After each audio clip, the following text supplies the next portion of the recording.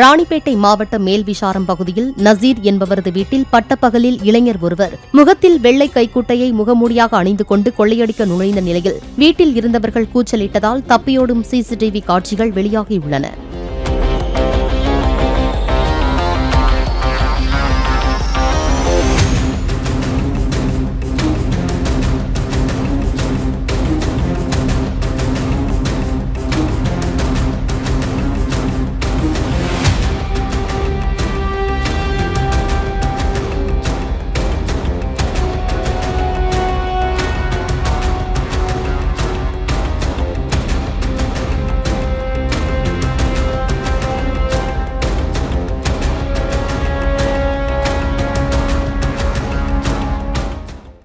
Play store மற்றும் app ஸ்டோரில் இருந்து பாலிமர் செயலியை QR கோடு மூலம் பதிவிறக்கம் செய்யுங்கள். செய்திகளை உடனுக்குடன் பெறுங்கள்.